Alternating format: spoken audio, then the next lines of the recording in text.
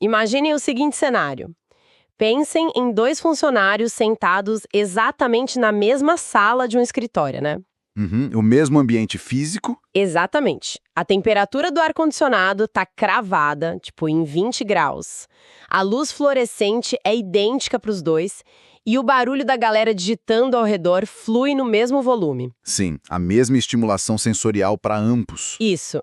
Só que para o primeiro funcionário, o ambiente está simplesmente perfeito. Ele está mega focado, produzindo como nunca, sabe?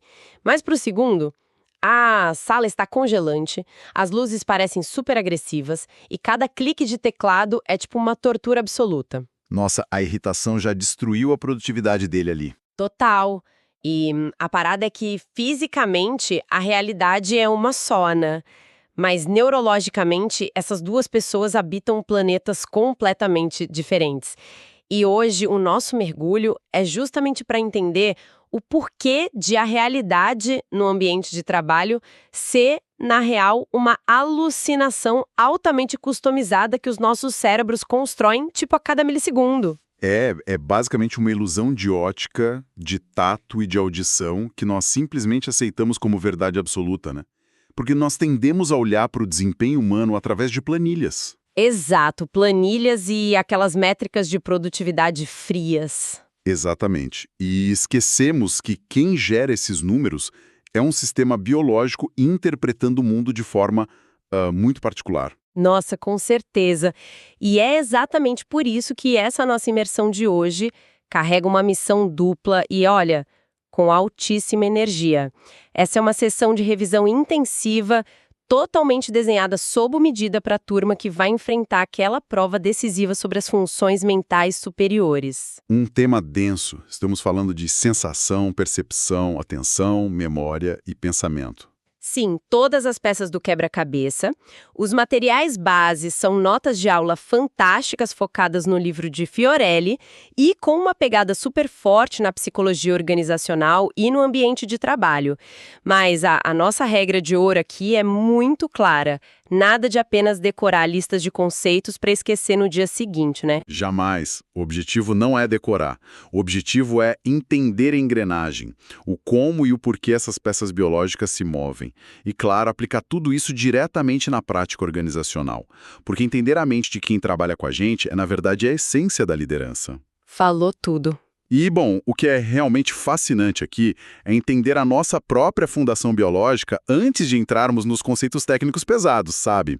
Porque é um fato científico que nós nascemos com uma arquitetura genética pré-determinada, um desenho básico. Uhum, o nosso hardware de fábrica. Exato. No entanto, o cérebro humano não é um produto finalizado no momento do parto. Longe disso. Ele é uma massa plástica. E são as nossas interações, as experiências do dia a dia e as cargas emocionais que literalmente constroem e também destroem vias neurais. Caramba, destroem também? Sim, o tempo todo. A estrutura do nosso sistema nervoso central, as nossas crenças, valores e até a nossa personalidade estão em constante reforma estrutural. E isso é totalmente guiado pelo ambiente. Certo. Vamos desempacotar isso. Porque, para que a nossa turma faça uma prova brilhante e, o mais importante, leve isso para a vida prática da gestão, nós precisamos seguir, tipo, a ordem cronológica do dado, Faz sentido. o caminho da informação. Isso. Como é que uma informação crua, digamos, o tom de voz do chefe, como isso entra no nosso sistema nervoso, navega por toda essa tempestade elétrica e se transforma num pedido de demissão ou, sei lá, num surto de motivação? É uma jornada complexa. Muito. Então, o começo de tudo, tipo, o portal de entrada é o embate entre a sensação e a percepção, correto? Exatamente, a porta de entrada estritamente física é a sensação. E aqui, não estamos falando de intuição ou sexto sentido, ok? Estamos falando de biologia celular pura e simples. Tá, biologia pura. Como assim? A sensação é o processo neurológico de detecção de estímulos físicos ou químicos. Acontece quando uma terminação nervosa capta uma alteração no ambiente e, pum, dispara um sinal elétrico. Então esse é o dado bruto, sem filtro. Isso mesmo, é o dado bruto. E o corpo humano, bom, Ele possui 3 vias principais para captar esses dados, que precisam estar super claras na mente de quem estuda o comportamento para a prova. Ah, maravilha. Então vamos mapear essas 3 vias e entender como elas funcionam na prática, né? Não só jogar os nomes difíceis e deixar a galera confusa. Combinado. A primeira via são as sensações esteroceptivas. É basicamente a nossa antena parabólica apontada para o mundo externo, os famosos 5 sentidos. Ah, tranquilo. A luz que bate na retina, a onda sonora que vibra o tímpano. Perfeito. Agora, a segunda via já é um pouco mais interna, que são as sensações proprioceptivas. E o mecanismo por trás disso é genial. Eu adoro essa parte. Tem a ver com o movimento, né? Exato. Existem pequenos receptores de estiramento espalhados por todo lado dentro dos nossos músculos, tendões, articulações. Quando um músculo se contrai, mesmo que seja por milímetros, esses receptores disparam sinais avisando o cérebro sobre o grau exato de tensão. Ah, então é isso que permite que a pessoa feche os olhos e ainda consiga, sei lá, tocar a ponta do próprio nariz com o dedo. Exatamente. Ou que saiba exatamente a posição do corpo naquela cadeira ergonômica do escritório sem precisar olhar para os próprios braços. Genial! E a terceira via? As interoceptivas. Seria tipo o sistema de diagnóstico interno da máquina. É a melhor definição. São terminações nervosas lá nas nossas vísceras e órgãos. Elas mandam avisos sobre a temperatura interna, fome, sede ou dores agudas. É literalmente o sistema que avisa que a bateria está acabando ou que a pressão caiu. Mas espera aí, existe um detalhe muito crítico sobre como essas sensações são ativadas na vida real que o material destaca. Ah, sim, os limites. Isso, porque digamos que uma pena minúscula caia no braço de uma pessoa. Ela pode simplesmente não sentir nada. Mas se o dado é puramente biológico, por que a nossa antena não capta absolutamente tudo que toca nela? É aí que entra o conceito fundamental para a prova, os chamados limiares de sensação. Porque, veja bem, não basta o estímulo existir ali no ambiente. Ele precisa ter uma força mecânica ou química necessária para conseguir abrir os canais na membrana do neurônio. Então, para quem vai fazer a prova, uma boa analogia seria pensar numa porta. Sim, imagina que você precisa empurrar uma porta pesada, que tem uma mola super forte atrás dela. Tá, estou imaginando. Se você empurrar só um pouquinho, a porta não se move. A mola vence a sua força. Na célula nervosa é a mesma coisa. Se o estímulo for fraco demais, a voltagem da célula não muda o suficiente e o sinal elétrico simplesmente não é disparado. Nossa! Então o evento físico aconteceu, tipo, a pena tocou na pele do braço, mas a informação literalmente nunca viajou até o cérebro? Exato. O estímulo não cruzou o limiar mínimo. O cérebro nem fica sabendo. Incrível!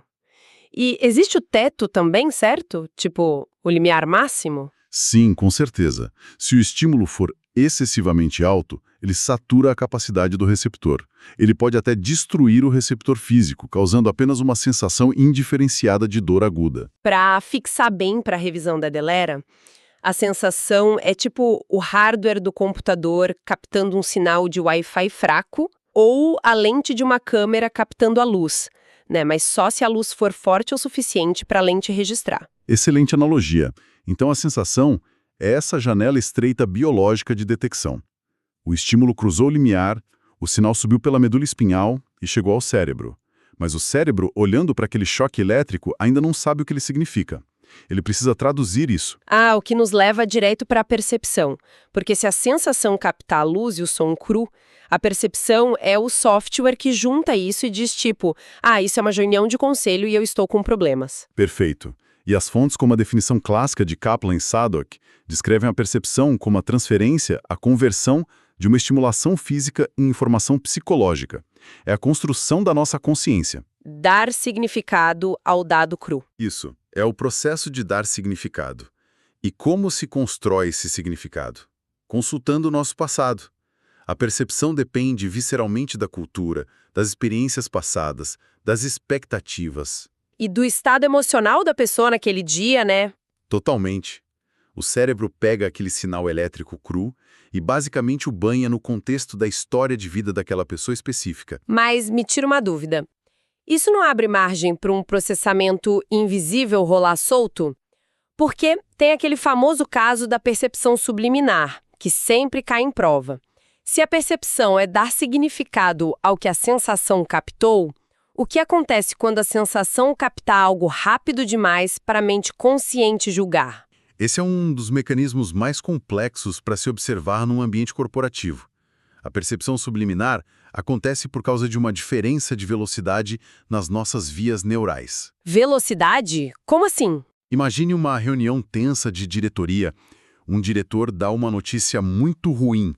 Por uma fração de segundo, talvez um vigésimo de segundo, a expressão de um colega ali do lado se contorce em fúria. E depois ele disfarça e volta ao normal. Nossa, o famoso microgesto. Isso. A sensação visual da outra pessoa capta a mudança de luz no rosto do colega. O córtex visual registra a imagem. Mas o processo consciente, que é mais lento e consome bem mais energia, não tem tempo de montar a imagem completa e dizer na sua cabeça, olha, ele está furioso. Entendi. A consciência fica atrasada. Exatamente. Porém, as vias mais rápidas e primitivas no cérebro recebem esse dado bruto e reagem. Caramba! Então a pessoa sai da reunião com um mal-estar generalizado, achando que o clima está péssimo, que não confia naquele colega, mas se alguém perguntar o motivo, ela simplesmente não consegue articular. Perfeito. A sensação ocorreu fisicamente, a percepção foi engatilhada, mas a consciência ficou totalmente de fora da brincadeira. Sensacional. Então, se a percepção depende da bagagem de cada um, isso significa que aqueles dois funcionários do nosso exemplo inicial, trabalhando na exata mesma sala, com o mesmo ar-condicionado gerando a mesma sensação, eles podem ter realidades psicológicas, tipo percepções completamente diferentes do clima da empresa? Sem dúvida nenhuma. A sensação física de frio na pele pode ser de 20 graus para os dois. Mas o funcionário que está fadigado, com o sistema imunológico baixo ou sob um estresse severo lá na casa dele, o sistema nervoso dele está alterado. A química muda tudo, né? Sim. A química do estresse amplifica a via interoceptiva. O que para um é só uma brisa refrescante que o mantém acordado e alerta, para o outro é traduzido perceptivamente como um frio hostil, ameaçador, que só drena a energia dele. Nossa, que lição para quem lidera. Sim, é por isso que um bom gestor nunca está gerenciando apenas a temperatura da sala. Ele está gerenciando as condições psicológicas que alteram a percepção de toda a sua equipe. Impacta na produtividade, na segurança, em tudo. Mas isso nos coloca num terreno muito perigoso. Porque se nós estamos constantemente detectando milhares e milhares de estímulos exteroceptivos, proprioceptivos e interoceptivos... O tempo inteiro. E se a nossa mente está incessantemente tentando dar significado psicológico a tudo isso, a todo momento, com base no nosso passado, como é que o sistema não entra num curto-circuito total? Como não enlouquecemos? Pois é, deveria ser uma alucinação de dados em massa, né? Exato. Como é que a gente consegue simplesmente olhar para uma tela e digitar um e-mail com tanta coisa acontecendo? A resposta biológica para não enlouquecermos com essa sobrecarga é a nossa dupla dinâmica de gerenciamento de fluxo. Atenção e memória. Ah, o filtro. Isso, o filtro. O cérebro representa ali uns 2% do peso corporal, mas ele consome até 20% de toda a energia metabólica que a gente produz. Ele não tem bateria para processar tudo de forma consciente. A atenção é o nosso porteiro metabólico. Ela barra a entrada da esmagadora maioria dos estímulos. Para o cérebro poder focar a energia só no que é vital. E para a turma revisar com a gente, o material divide essa portaria em 3 categorias bem didáticas, né? A atenção seletiva, que é focar em algo e ignorar o resto, a atenção dividida para múltiplas tarefas e a atenção sustentada, para manter o foco no longo prazo. Esse é o tripé clássico. Mas eu sempre tive um pé atrás com a tal da atenção dividida. Quero dizer, como o cérebro realmente lida com o famoso multitasking na empresa. Ele literalmente pega o foco e corta no meio? Não, não mesmo. Neurologicamente falando, a atenção dividida pura, aquela de focar em 2 tarefas cognitivas complexas ao mesmo tempo, é um mito. Sério? Um mito? Sim. O que o cérebro faz, na verdade, é uma alternância muito rápida. Ele liga e desliga o foco entre a planilha e o telefone repetidas vezes por segundo. O custo metabólico de alternar o foco tão rápido é gigantesco. É por isso que o multitasking gera uma exaustão mental tão profunda e triplica as chances de erro no trabalho. Faz todo sentido. E a atenção seletiva? É o contrário disso? A atenção seletiva é a capacidade de inibir ativamente os estímulos irrelevantes. É um esforço neurológico grande suprimir o barulho daquela conversa do lado para focar apenas na voz de quem está falando com você. E a sustentada é o combustível para manter isso, certo? Exato. A atenção sustentada é a resistência biológica de manter esse foco seletivo por horas. E é algo que despenca drasticamente com privação de sono ou se a pessoa estiver muito ansiosa. Aqui é onde a coisa fica muito interessante. Porque a atenção dita quem entra. O porteiro deixou passar. Mas o que acontece com a informação depois que ela passa pela porta? Ela precisa ir para o armazenamento, para a memória. Exatamente. A memória entra em cena. E nós temos a memória de curto prazo para uma retenção temporária, a de longo prazo para um armazenamento duradouro e a memória operacional, que é a manipulação do dado ali na hora. Só que, e me corrija se eu estiver errada, as pessoas costumam pensar na memória como se fosse uma biblioteca gigante e cheia de arquivos mortos, né? Ou como um HD de computador, onde você salva um vídeo de uma reunião e 3 anos depois você dá o play e o vídeo toca idêntico. Isso é um erro terrível para a prova, não é? Um erro fundamental e muito comum. A memória humana não é, de forma alguma, um dispositivo de gravação passivo. Ela é um mecanismo de reconstrução. Reconstrução. Vamos usar uma metáfora bem didática para substituir essa biblioteca chata por algo mais escritório, mais dinâmico. Vamos lá. Imagine que a mente é tipo uma grande empresa. A atenção é o segurança da porta que decide quem tem crachá para entrar. A memória operacional é a mesa de trabalho do funcionário, onde os papéis estão abertos e a bagunça está acontecendo agora. Gostei. A memória de longo prazo é o arquivo morto lá no subsolo, cheio de caixas antigas, e a memória de curto prazo é a lixeira do lado da mesa ou aquela gaveta rápida que você joga um papel e logo esquece. Uma analogia excelente e muito próxima do que a neurologia mostra. Na mesa de trabalho, que é a memória operacional, ocorre a manipulação ativa da informação. A pessoa pega o dado recente, que acabou de passar pelo segurança da porta, desce correndo no subsolo e puxa documentos antigos da memória de longo prazo. E mistura tudo ali na mesa. Isso. Ela junta esses papéis com a emoção e o nível de estresse que está sentindo naquele instante exato e tenta montar o relatório ali, na hora. E é por isso que a memória falha. Porque cada vez que você vai montar a lembrança daquela reunião, de 3 anos atrás na sua mesa, os papéis do subsolo já envelheceram e o seu humor de hoje altera o jeito que você lê o documento. Você reconstrói a memória do zero na memória operacional toda vez que precisa lembrar de algo. Perfeitamente descrito, e a ausência dessa mesa de trabalho, dessa memória operacional, significaria a incapacidade completa de compreender um simples fluxo de ideias. Sério? Até para conversar? Com certeza. Para que a nossa turma entenda o final de uma frase que nós estamos dizendo agora, a memória operacional deles precisa ter segurado as primeiras palavras ativas lá na mesa mental, enquanto o córtex auditivo deles processa a última palavra que eu disse. Nossa, sem a memória operacional a gente perderia totalmente o sentido do tempo. Sim, a continuidade da vida acabaria.